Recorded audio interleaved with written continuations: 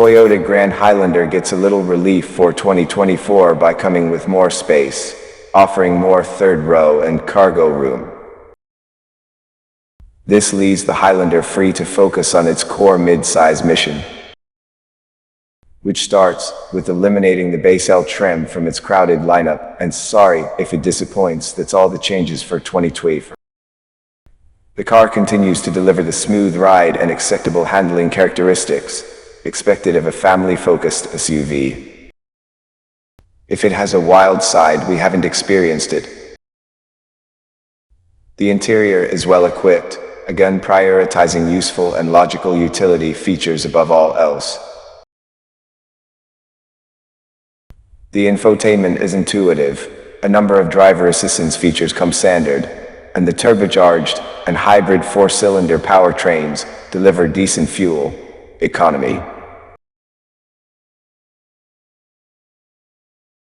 The limited and platinum models give a good impression of being a Lexus, with good leather upholstery, a premium JBL stereo system, and additional tech features. However, the Grand Highlander still prioritizes road sensibility above all else. The Mazda CX-90 offers a much more stylish interior and better driving dynamics, while the Kia Telluride and Hyundai Palisade provide more luxury and third-row space. The Toyota Grand Highlander, while very competent, is a less attractive alternative. The Toyota Grand Highlander, while very competent, is a less attractive alternative. Hambariwan Untucked Hun 2024 Sangetan Trim Desar Teledihundikan Seperti Haunya Adasi Paringu Dari Hybrid Dan Hybrid Etsili Sebagai gantinya, ada trim lanaiche dinatit naiche dari model hybrida. Selain itu, trim Etsili Atsisi Limited dan Platinum sekarang memiliki power liftgate extender hands-free. Toyota mengganti mesin V6 dengan impact cylinder, turbocharged baru untuk model tahun depan. The 2024 Highlander offers buyers a choice of a traditional gasoline or hybrid powertrain. The gas version uses a 265 HP turbocharged 2.4-liter four-cylinder paired with an 8-speed automatic transmission and either front or all-wheel drive.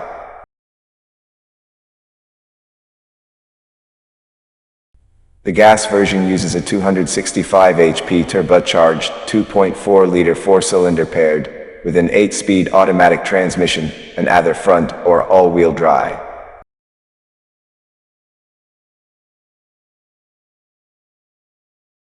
So equipped, our drivers coaxed an all-wheel drive version from 0 to 60 mph in an unhurried 7.2 seconds.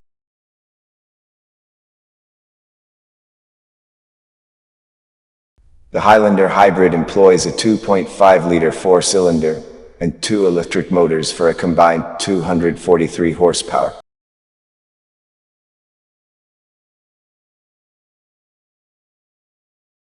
The hybrid uses a continuously variable automatic transmission and offers a choice between front and all-wheel drive.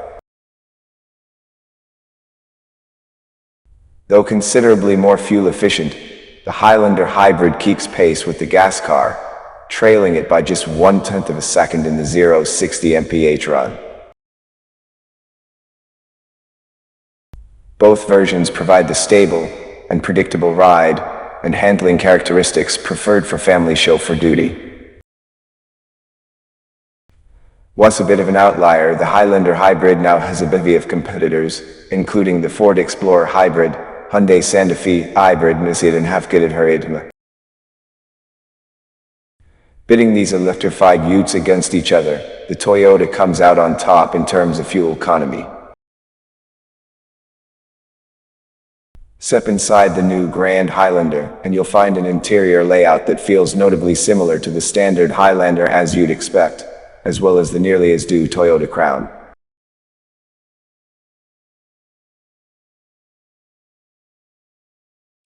The center stack is a bit different than the shorter Grand Highlander, though you still get a 12.3-inch infotainment screen dead center, as well as a 12-inch digital instrument cluster. Lower-end hybrid and gas-powered models get a 7.0-inch digital gauge display, though the infotainment setup comes standard across the entire Grand Highlander range, running Toyota's latest software. For those who haven't tried it out yet, Toyota's latest media setup is a massive improvement on its old systems.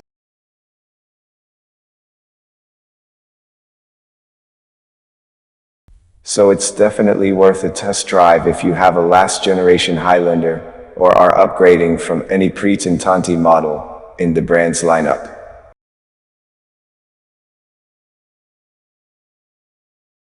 All Grand Highlander models also get Toyota's Safety Sense 3.0 driver assistance suite as standard fare. That means you get standard emergency braking with pedestrian detection, adaptive cruise control, lane centering, and automatic high-beam headlamps.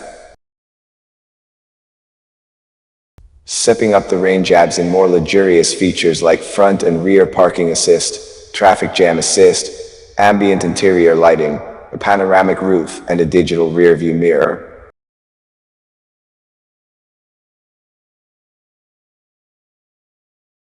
The 2024 Toyota Grand Highlander offers more interior space on the whole than the Highlander, though you'll obviously notice the largest difference on the third row. Headroom is nearly the same between the two models, though you do get an extra 1.1 inches if you're on the last row. The larger model actually loses 0.3 inches in the front, though the trade-off is far better for the rear passengers. The second row gets an extra 0.8 inches of legroom, 39.5 inches, while the third row gets 33.5 inches, which is all the difference in the world to the standard Highlander's miserly 28 pointers. Shoulder and hip room are mostly similar between the two, give or take a few tenths of an inch, though hip room is slightly tighter on the Grand Highlander by virtue of its wider center console.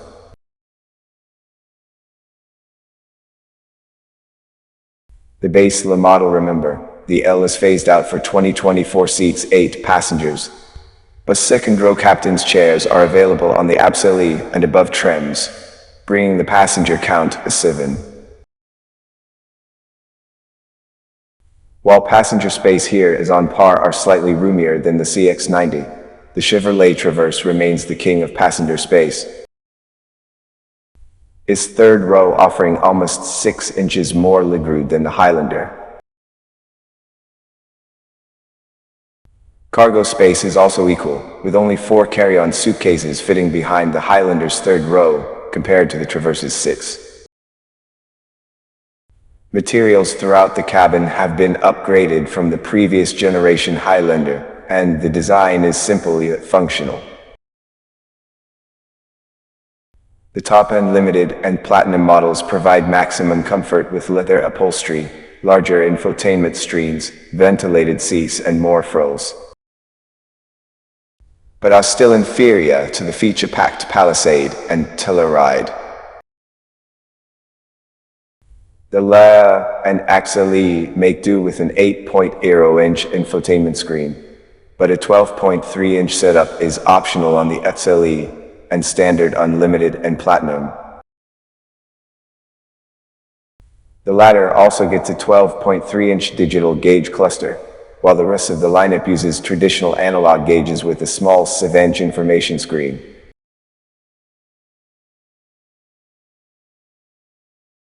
A 6-speaker audio system is standard, but an 11-speaker JBL audio system is available on XSE and standard on Limited and Platinum. All models get Sirius-XM satellite radio, a 4G LTE Wi-Fi hotspot, Apple CarPlay, Android Auto, and Amazon Alexa integration.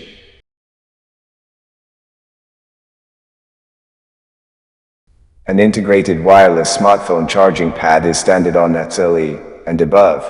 Navigation is available on XCC and standard on the top two trims.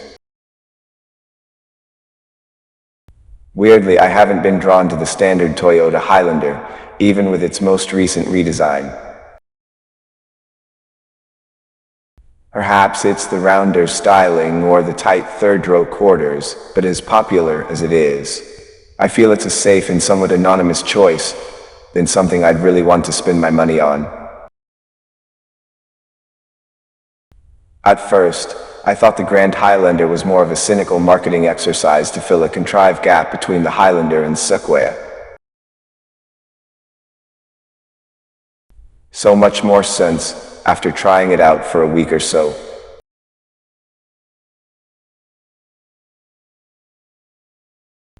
After my time with this car, I walked away thinking this is what this generation Highlander should have been from the start. It's that good.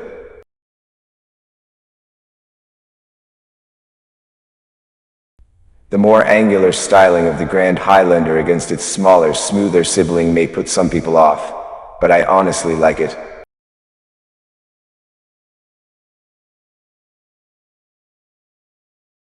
You could probably call it a big RAV4 if you want to take an adversarial stance, but at least it is actually different than the Highlander.